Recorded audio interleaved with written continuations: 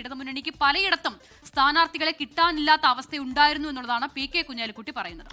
V Abdurahman മണ്ഡലം മാറിയത് താനൂരിൽ തോൽവി പ്രഖ്യാപിച്ചതുപോലെയായെന്ന് പി കെ കുഞ്ഞാലിക്കുട്ടി പറയുന്നു. മങ്കടയിലെ സ്വതന്ത്ര സ്ഥാനാർത്ഥി കുന്നത്ത് മുഹമ്മദിനെ നേരത്തെ മുസ്ലിം ലീഗ് പുറത്താക്കിയതാണ്. CPIM മുഹമ്മദിനെ പിന്തുണയ്ക്കുകയാണെങ്കിൽ അത് ലീഗിൽ നിന്നും കിട്ടാവുന്ന ഏറ്റവും ദുർബലനായ സ്ഥാനാർത്ഥിയാകുമെന്നും കുഞ്ഞാലിക്കുട്ടി പറയുന്നു. ആളെ കിട്ടാത്തതുകൊണ്ടാണ് വെച്ചിട്ടിരിക്കുന്നത്. മാത്രമല്ല പ്രഖ്യാപിച്ചോടത്ത് അങ്ങോട്ട് മാറ്റണം ഇങ്ങോട്ട് മാറ്റണം ട്രാൻസ്ഫർ ചെയ്തുകൊണ്ടിരിക്കല്ലേ. ഇപ്പം തിരൂരും താന്നൂരും തമ്മിൽ ട്രാൻസ്ഫർ ചെയ്ത് കണ്ടില്ലേ. അതൊക്കെ ആത്മവിശ്വാസ കുറവാണ് കാണിക്കുന്നത്. താന്നൂര് ഞങ്ങൾക്ക് പോയി എന്ന് അവരെന്നെ പരസ്യമായി പറയുന്ന മാതിരിയായില്ലേ. അവിടുന്ന് സ്ഥാനാർത്ഥിയെ മാറ്റിയത് തോൽവി സമ്മതിക്കലാണ്. അത് ഞങ്ങൾ നേരത്തെ സ്ഥാനത്ത് നീക്കിയ ഒരാളാണ്. ഇനി യാതൊരു പ്രാധാന്യമില്ല. അവർ വെച്ചുകൊണ്ടിരുന്നത് ഇത് കൊടുന്നിട്ട് വല്ല കാര്യം ഉണ്ടാവുന്നുള്ള ആൾക്കാണ്. ഒരു കാര്യമില്ല.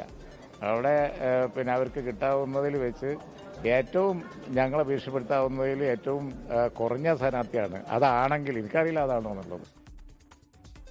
ഇന്നലെ തെരഞ്ഞെടുപ്പ് വിജ്ഞാപനം വന്നു കഴിഞ്ഞാൽ 24 മണിക്കൂറിനകം സ്ഥാനാർത്ഥികളെ പ്രഖ്യാപിക്കുമെന്ന് കോൺഗ്രസ് പറഞ്ഞത് അത് പിന്നീട് 48-72 മണിക്കൂറൊക്കെ കഴിഞ്ഞ് കണ്ടതാണ്. അത് അന്ന് ആ സമയത്ത് CPM LDF ഒക്കെ വലിയ ആയുധമാക്കി ഉപയോഗിച്ചതാണ്.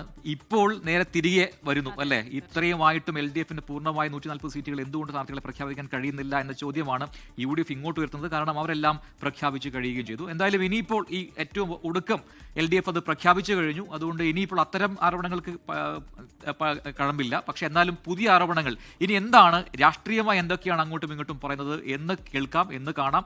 ആ ആകാംക്ഷയുടെ മണിക്കൂറുകളാണ് നമ്മൾ കടക്കുന്നത്. ലോകത്തെവിടെയായാലും ഏത് സമയത്തും 24 വാർത്തകളും ഓഗ്മെന്റഡ് റിയാലിറ്റി പാക്കേജുകളും എക്സ്പ്ലെയിനറുകളും വിശദമായി കാണാൻ ഞങ്ങളുടെ YouTube ചാനൽ നിങ്ങൾക്ക് സബ്സ്ക്രൈബ് ചെയ്യാം.